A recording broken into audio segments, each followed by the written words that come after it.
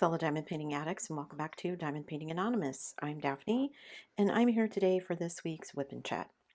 If you're new here, welcome. If you're not new here, welcome back. WIP, W-I-P, stands for Work in Progress, and this is mine. You are welcome and encouraged to go grab whatever you are working on and work alongside while I chat, or alternatively, you can treat this as a podcast and just listen while I chat. Today, I'm going to be starting to work on my Close Encounters kit. So I'm going to zoom into where I'm going to be working and I will be right back.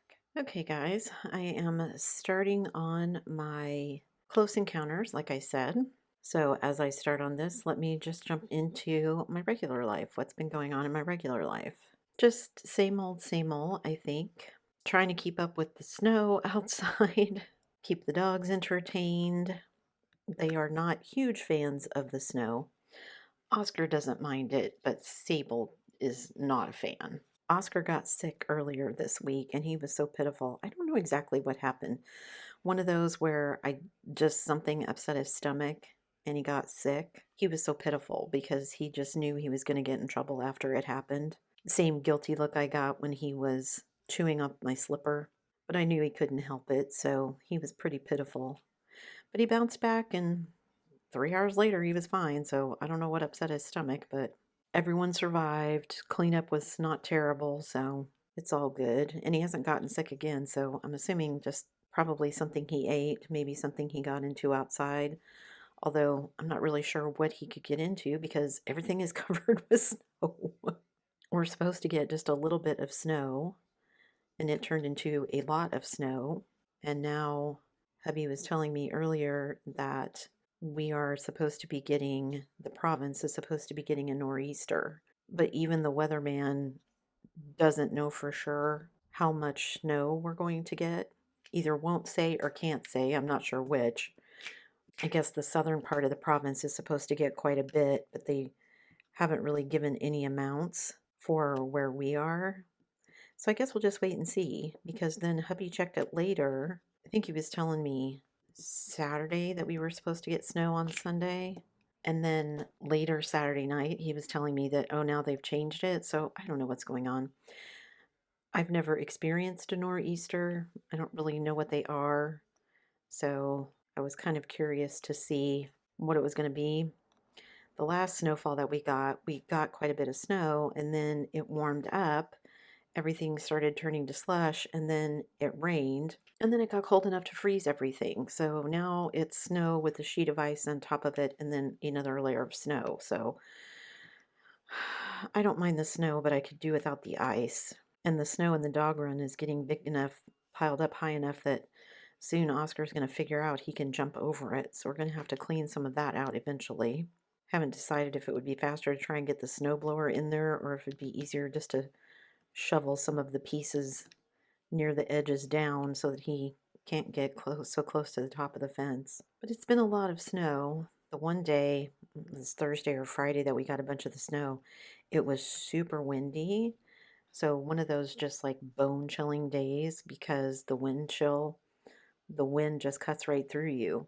Like it probably would have been a fairly nice day other than the wind chill. I told my husband I've lived here too long because my son and I were getting ready to go out for a walk, and he's like, "Are you going to be warm enough in that?" I'm like, "Yeah, it's only 30. What am I saying? It's only 30. I swore when we lived in Kansas that 65 was cold, and I didn't want to go out if it was below that. Now I'm like, oh, it's only 30, no biggie. So I guess I'm getting used to it. Still haven't seen the drifts of snow that are taller than me, like my brother-in-law keeps telling me they have. And everyone keeps telling me, oh, this is a mild, mild winter. Is it? Maybe this is just how winters are going to be from now on. Who knows? Because there are days when it's colder back in Kansas where we used to be than it is here, which seems crazy because we are much further north. Maybe it has to do with sea level or something, I don't know. Or humidity. I'm not a weatherman. What do I know? That's what I was telling my brother-in-law. I said, I don't even pay attention to my phone anymore. I just step outside in the morning. Is it windy? There's a flag that somebody has on one of their houses down close to the water so I can tell if there's a lot of wind coming off the water. Other than that, I just step off the porch and see. Is it windy? How cold is it? Because It doesn't make any difference whether I check my phone or not. It's never what it says it's going to be when I go out. My son tells me I need to get a different app. I'm like, I'm not using an app. I'm on a website, and it's the website that is the app that you and my husband use. So, in theory, they should all have the same information, but they never do. I like this pink color, and I like these rounds. I mean, it's Diamond Art Club, so obviously they were going to be good, but I like it when they place neatly with my multi-placer.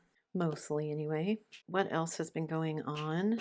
Like I said, we went out to clean up a bunch of the snow, get the deck dug out so the dogs can go out there without, I mean, it was up to poor Oscar's over his chest and still is in some places. So we got all that cleaned off, and my son was outside and he's like, "Why are we doing this now?" And I said, "What do you mean?" "Well, it's just going to snow tomorrow." "Yeah, and why don't we just wait till tomorrow when it's all done?" Like, we still have to be able to get out in an emergency. If the power would go out or something would happen and we would need to get out for whatever reason, we need to be able to get out. But just wait till it stops snowing. Like, we live in Canada now. I don't think it's going to stop snowing for several months. So we probably just need to keep up with it instead of waiting it out. Although I was not happy. Hubby and I went to bed Friday night, I think it was. I thought I could hear what was a snowblower, and I was like, "Is our neighbor snowblowing at like 1 o'clock in the morning?" And my husband's like, "No, he was out snowblowing earlier. It can't be him, blah, blah, blah." And I'm like, "Well, somebody's out making a bunch of noise. What is it?" So I finally get up and look, and they have two different kinds of plows here. They have the plows that do the driving road, and then they have plows that do the sidewalks. And it was the sidewalk plow at 1 o'clock in the morning going up and down the sidewalks, which I was like, I guess that's a good time to do it because I'm sure there's not a lot of traffic on the sidewalks at 1 o'clock in the morning. But also, people are trying to sleep. And here, people, including us, live right next to the road. So it's loud. So it was a little late before I got to sleep last night.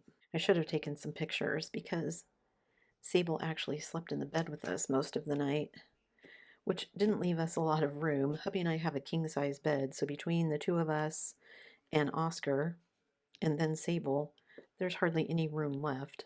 And Oscar likes to try and sleep sideways, so he tries to take up even more room. It's a constant struggle. And of course, once they fall asleep, they're dead weight. So trying to get them to move once they've fallen asleep is a losing prospect, as hubby discovered yesterday or Friday. I think it was Friday night.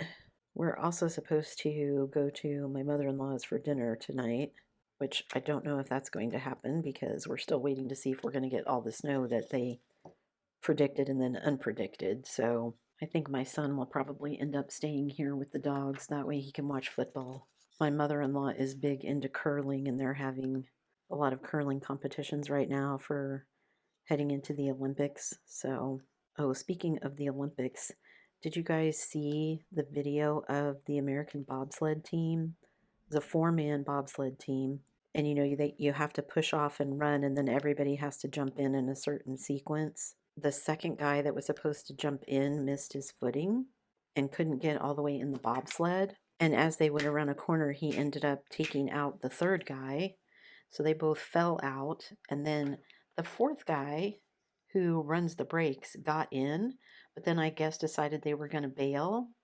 But the guy in the front was the driver. And so he went down the whole thing all by himself. And then I didn't realize at the very end, he had to hop from his spot in the very front all the way to the very back so he could operate the brakes to try and brake the sled. I remember watching the Olympics back when they used to show the thrill of victory and the agony of defeat. And the agony of defeat was some guy who, well, I don't know if it was a guy or a girl actually, somebody who was like downhill skiing and just completely wiped out. Watching the bobsledders very much reminded me of that.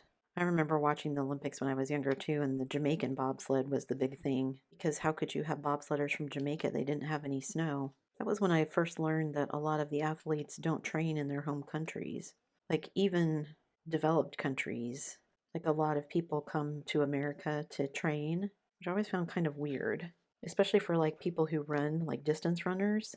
Like surely there are other places that you could run that would be just as good. Or is it just there are more coaches and more athletes in America, so it's easier to train with somebody? I didn't think about that. Maybe that has something to do with it. Anywho, I don't know if you guys noticed, but I finally got the contact paper for my desk, my table. So I am super happy to have gotten rid of my white tablecloth. It was driving me crazy that I had to adjust it every single time, and it was a dog hair magnet. I don't know if this one's going to be much better, but at least it's easier to wipe off, so it's at least easier to keep clean, which is good. I haven't had too much trouble with it with my diamond paintings. I keep my diamond paintings pretty covered. If they have a cover sheet, then that stays on until I put on my release papers, which for this one is kind of half and half at the moment.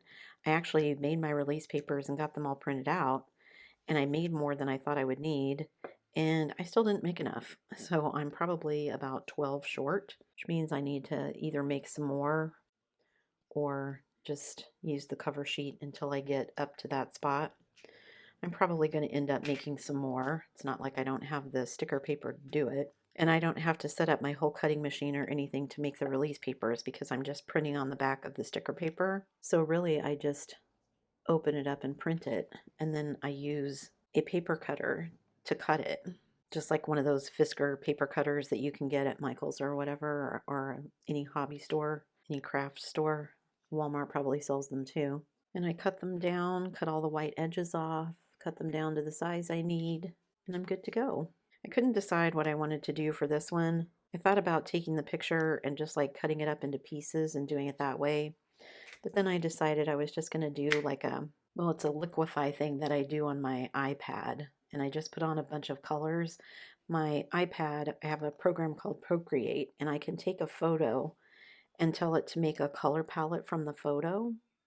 So I can get the colors of the image, and then I just use those colors from the palette to kind of put them all over the page. And then I use this tool called Liquify, and you can move them all around and turn it into kind of this marbled pattern. And I just play with it until I get it to something I like, and then I print it out. So that's what I did with this one. I think with the next ones, though, I'm going to do something different. But I spent time doing that, and then I spent time debating with myself whether I should include that as part of the time as prepping for the kids. But I got to draw the line somewhere. So I'm going to include prepping the canvas, which is putting on the washi tape and that kind of stuff. But I'm not going to include making the release papers. Putting the release papers on, yeah, I'm fine with that, but not making them. Mostly because it takes forever, and I feel like that's a bunch of non-diamond painting time that I really shouldn't count. Anyway, I've gotten rid of the white tablecloth, and I am super happy about that. Hubby and I were out doing grocery shopping and prepping in case we were going to get stuck in. We wanted to go get our groceries and everything before we got stuck inside the house. We went to the grocery store, and then we went to this new bakery that somebody in the family had told us about. Oh my gosh, it's not very big. It's just like a little hole in the wall place, but it smells like heaven when you walk in. They sell all different kinds of breads and croissants, and they sell tarts and eclairs and just all kinds of things. They sell a lemon tart that I'm absolutely in love with. I don't really like lemons, but I like lemon bars, lemon tarts, that kind of sweet and sour at the same time. And they make like a creme brulee. Oh, so good. So hubby and I'm like, we can only go there once a month because otherwise I'm going to weigh 9,000 pounds. But it's so good. So I'm sure we'll be going back. And I've been having a hankering. The creme brulee made me think of banana pudding. Do you guys, any of you in the States, familiar with banana pudding? You can get it everywhere where I'm from. Buffets have it. People make it all the time for potlucks. So basically, it's just a banana or banana cream pudding, and like you would get in a banana cream pie, and they put vanilla wafers in it, and then whipped cream on the top. So it's kind of like banana cream pie, but without the crust. I've been having a hankering for it. Well, you can't get banana pudding here, at least not in the Jello pudding mixes.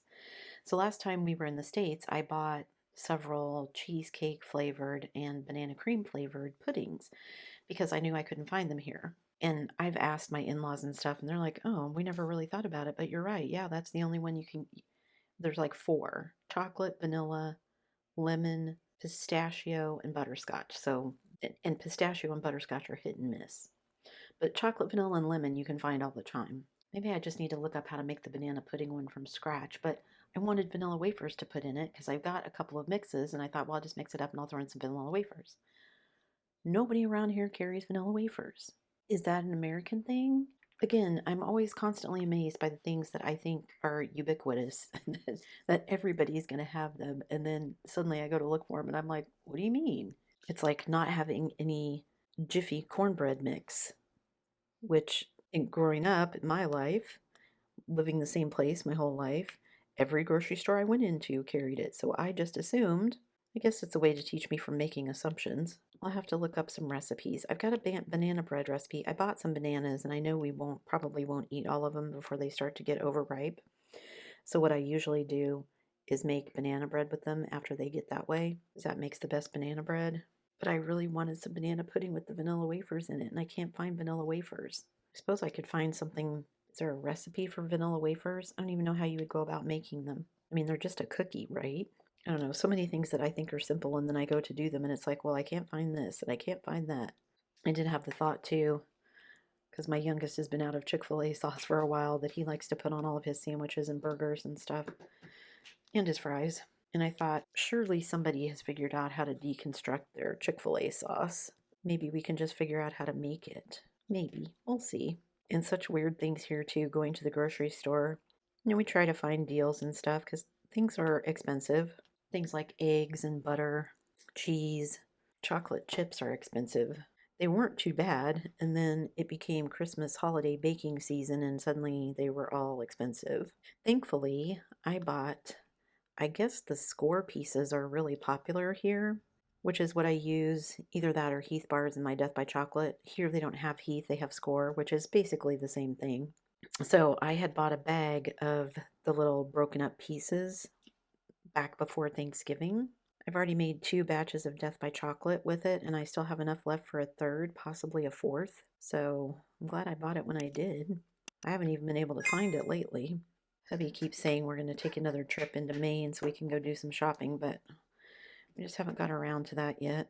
Well, we'll see how much further I get with this whip in chat because my neighbor is out starting up his bus. I don't know what that means. He's going to start snow blowing, or if he's taking the bus somewhere on the weekend.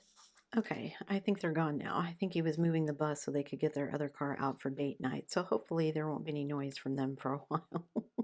Between snow blowers, buses, snow plows, sidewalk plows, ATVs. It's just a whole lot of noise around here some days. But it sure is pretty. Okay, I think I told you everything I wanted to tell you about my regular life, so let's move on to my diamond painting life. What's going on in my diamond painting life? Not a ton. As you probably have guessed, I finished the snowman for our winter diamond paint along. So hopefully you guys are still working on your kits. I've seen lots of cool postings, so it looks like everybody's having a good time. I don't have any other winter kits really. Well, I suppose I could do a Christmas one, but that's not really winter.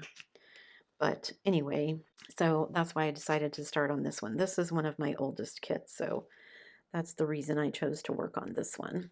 I guess I could have saved it until March for that diamond paint along, but I wanted to do this one. I'm trying to pick things out of my stash that I really want to do and not just, oh, this is my oldest one, so I should do this one. I mean, I'm probably going to do some of those as well, but I don't want my whole year to be filled up with kits like that. That just makes for a long slog of a year. And I was happy looking back through all the kits that I finished in 2025, some of them that I had kind of forgotten about. I did a good number of kits, a good size of kits. I could have gone back and figured out the square centimeters on the back end, but I just decided not to do that. I figured I'm going to be doing it from here going forward, so I don't really need to go back and rehash things that I've already done. I gotta say, I'm loving this kit so far. I really do like these colors. And since I finished the snowman kit, this one is bigger than that, but maybe I'll be able to finish this one before the end of the month. That would be awesome. I'm also hoping to maybe work the finish of my mini keys in this month as well, but we'll see. I just never know what life's gonna throw at me, so sometimes you gotta kind of just roll with it. I did also finish this week. If you missed it, I did a video of me finishing up moving all of my square spare special drills, square spare special drills, say that 3 times fast, into my art dot drawer storage. And it took up like 1 3/4 of a drawer. I still have a couple of rows left in the second drawer that I can use for my rounds because I have way more rounds than squares. Plus I still have all of the Diamond Art Club fairy dust rounds that I bought as well that I need to put in that storage. I don't know if it's going to be enough, but like I said, I'm also hoping that as I do these kits, I'm going to be using up quite a lot of those drills. Not in these first 2 kits that I've done, but hopefully in the ones for the rest of the year. I need to sit down and go through. I made up a list of what I wanted to work on each month, and I've already changed my mind several times. So I need to go back and relook at that and see what I'm going to do when, so I can get my release papers started on, so I can. I just realized you probably can't see some of that, so let me move down here. That means I don't need that color anymore. Let me fill in all of these. I think that's an 8. Oh, that's a 9. I missed a 9. Oh well. It'll just be our secret that I put an 8 on it instead of a 9. Anyway, I know I've used up quite a few of my square spares from doing some of my square kits that I finished last year, so I'm hoping that will hold the same for this year. Although I'm also hoping that I'll have leftovers from my little mini kit too, so it'll eventually even itself out. If I need to find other storage, I will. I also have some ideas for some projects that I would like to do as well. What I really would like to do is some kind of a mystery project where I do the sections by number and just have you guys tell me which section you want me to work on next. But I'm not quite sure how to do that.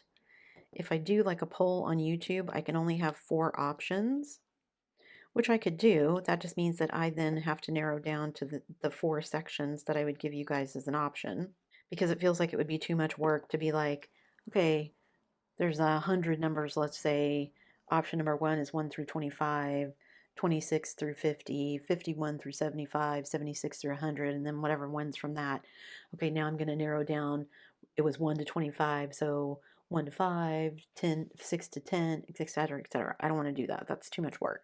Conversely, I also do not want to have you guys put it in YouTube comments and then every comment is just a number, because I was going to put it at like the end of my whip and chat videos, but now I'm wondering if I should make it a separate series. So what do you guys think? Has anybody else ever done that before?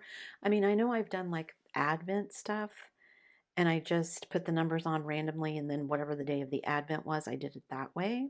But I wanted something that was more involved for you guys so that you guys had more of a say about it. I don't know. You guys are geniuses, so let me know what you think and any suggestions you might have, because most of the time your ideas are better than mine. But I have a couple of projects that I would like to work on, but I thought it would be fun to do it that way. I was actually going to start with a pretty big painting, and then I was discussing it with hubby, and he's like, don't start with something really, really big because then people will get bored. And I was like, well, that's very true. I was kind of using it as a way to motivate myself to keep working on something big. But I can see if like I was only doing 1 section a week, how a big painting would absolutely get boring. So now I'm trying to figure out, if I'm not going to use what I thought I was going to use for that project, what I could use. Anyway, like I said, you guys have way better ideas than me most of the time, so feel free to drop me a comment down below and let me know what you think. Something that I could kind of do as a mystery kit to let you guys pick the section.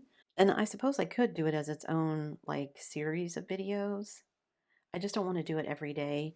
YouTube gets so funky when you get off your regular schedule. It wants you to be very consistent. So once you have a schedule, it wants you to stick to that, and it doesn't want you to variate from that. Variate, is that a word? Doesn't want you to, that's not the word I'm looking for. Deviate, that's what I'm looking for. It doesn't want you to deviate from that schedule that you have. So like when people do Advent and they do Christmas vlogs for the 12 days of Christmas and they post every single day in a row, YouTube does not like that. So we're still in the winter diamond paint along. I finished my winter kit. I'm working on this one. I'm hoping to get the keys done as well. What am I looking to do in February? And feel free to let me know what you plan to work on in February as well. We don't have a diamond paint along in February, but that's okay. February is Aquarius, so I think I'm going to do my Aquarius teacup, which is a Bella Art kit. I'm not really sure what else I'm going to do. I kind of want to do my Sleepy Time kit, which is a kit from Diamond Painting Shop. I mean, I've been wanting to get to it for a couple of years now. And with the Aquarius one being kind of a smaller one, it seems like that would be a good time to do a bigger one because Sleepy Time is pretty big. And also, it is currently the box that it came in. I don't know what happened to it, but it's currently stored in a Craftably tube.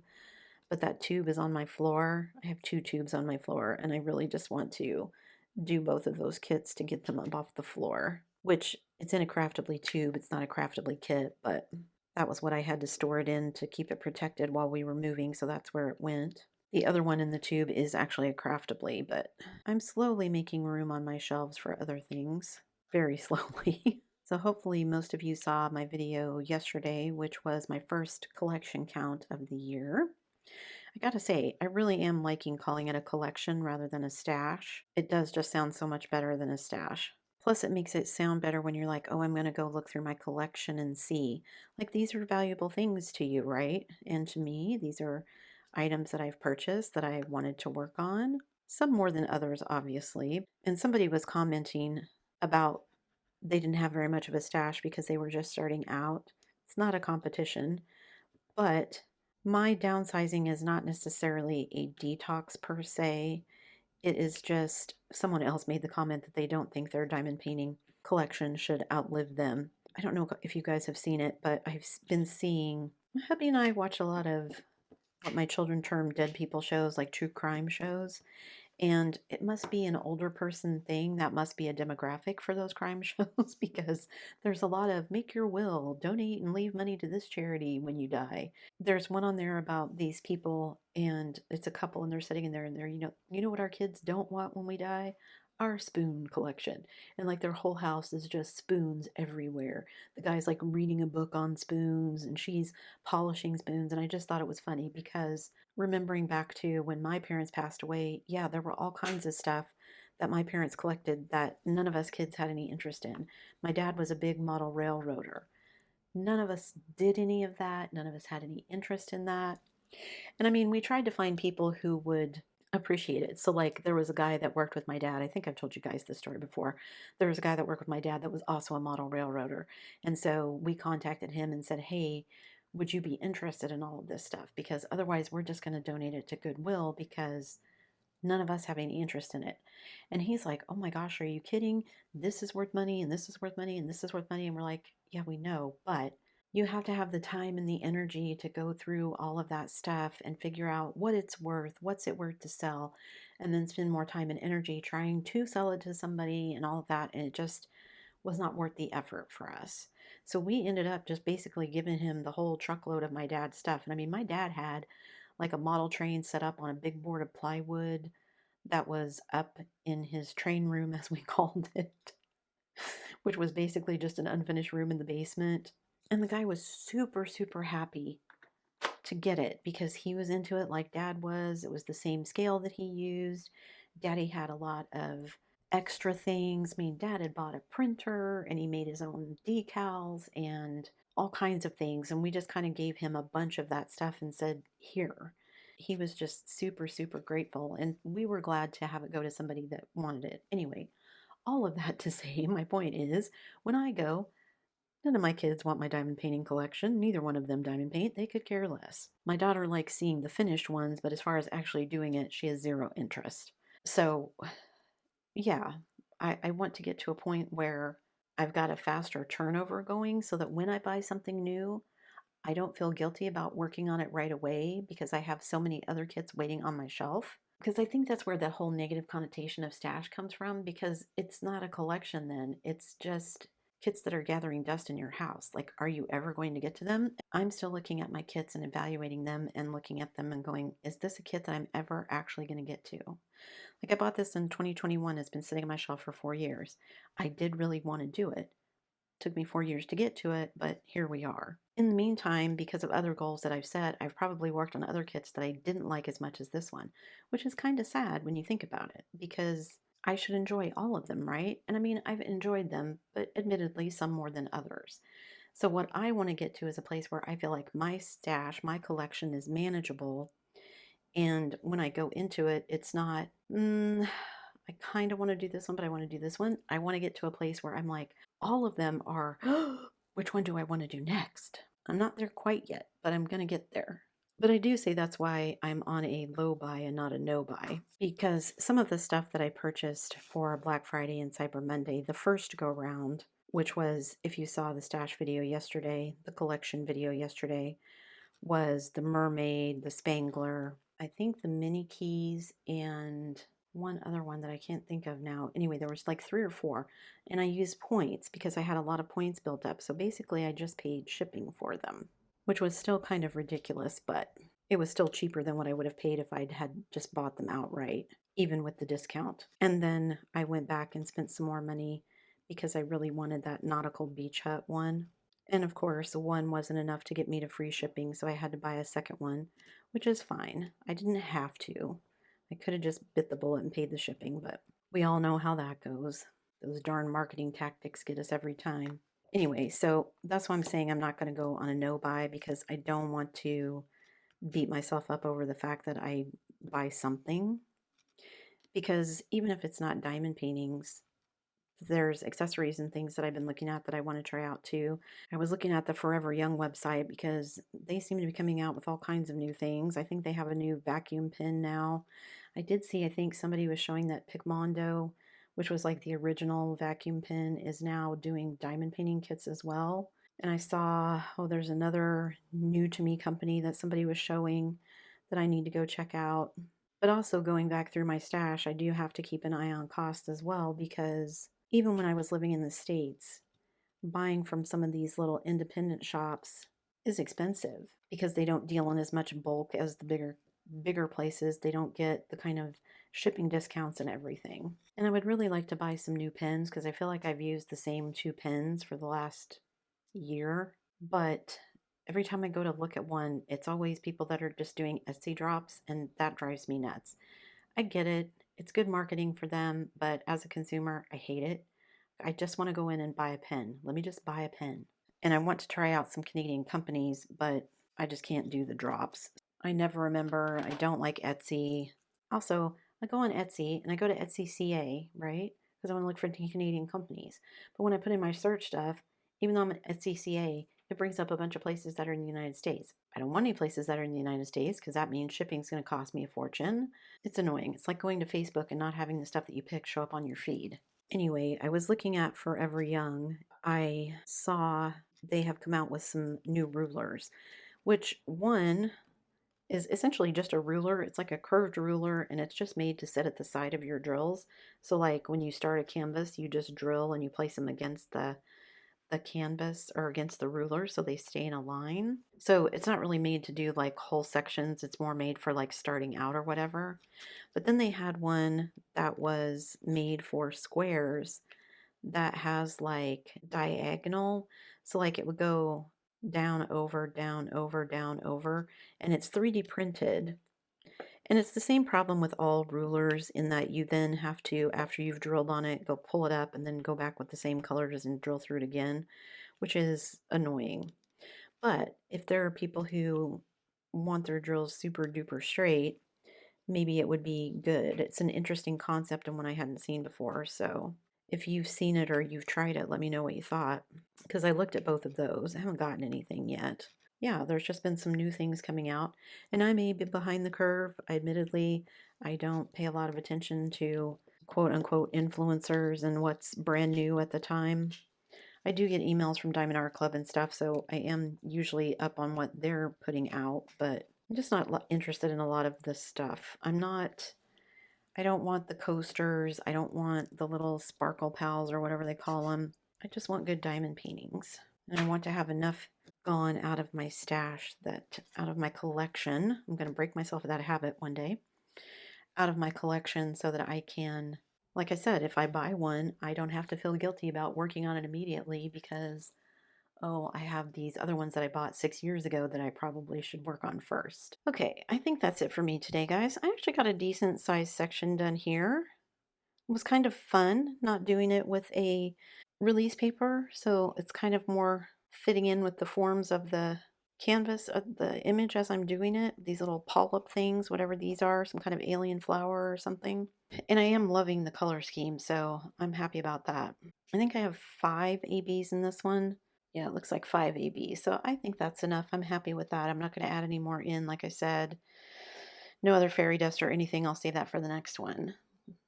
Maybe if I'm doing the sleepy time one, we'll see. But that means first I got to get all the round ones kitted up because I think that's a round kit. So maybe I should look for a square kit next. Since we don't have a diamond paint along, you can also leave me a comment down below and let me know if there is a particular kit out of my collection that you would like to see me work on next. That's it for me today, guys. Thanks so much for sticking around till the end of the video. Before you leave, don't forget to do all the things. If you like this video, give it a thumbs up. Hit that subscribe button if you haven't already, and hit that bell notification icon so that you can be informed of future uploads. And as always, guys, thanks so much for watching. And I didn't forget the pups. Somebody gonna get it, Oscar? Sable's just looking like, what are you doing? Poor elephant.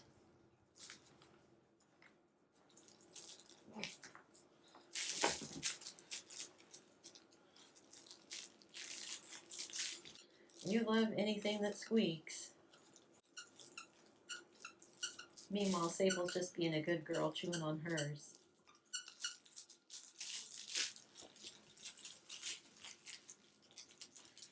You look so vicious, Oscar. Are you comfy, Sable?